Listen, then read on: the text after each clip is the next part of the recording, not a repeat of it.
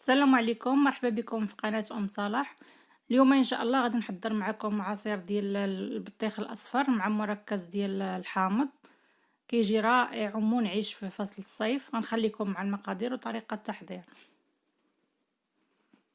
بسم الله على بركة الله. بالنسبة للبطيخ اختاريت هذا النوع هذا اللي عنده القشرة صفراء، كنقطعوه مربعات. ياغورت بالنكهة ديال الفاني.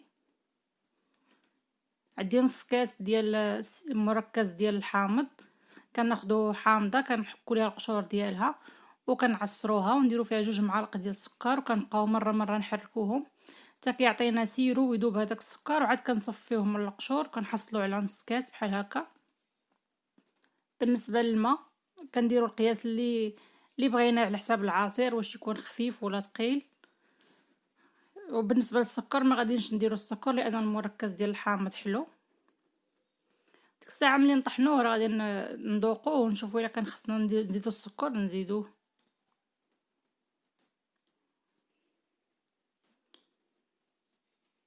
في الخلاط الكهربائي كنحطوا هاد البطيخ هذا.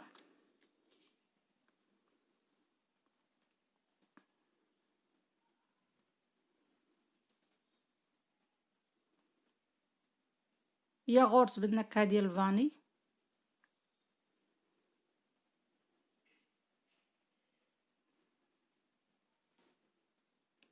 مركز الحامض.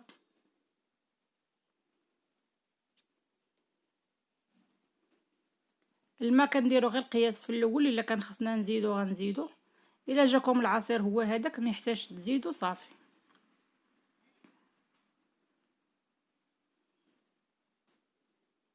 كنطحنوه مزيان في الخلاط الكهربائي.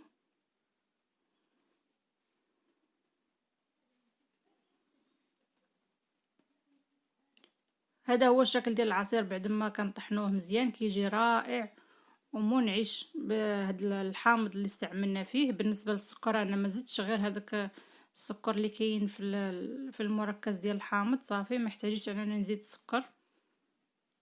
وهذا الفصل النيت ديال هذا البطيخ هذا نستغلوه ونقدموا به عصائر وكا كتجي رائعه ومنعشه بالنسبه لفصل الصيف.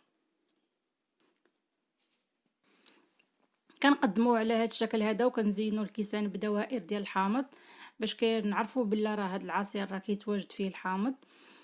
واللي كيشوف القناه ديالي لاول مره يشترك ويفعل الجرس باش يوصلكم جديد القناه.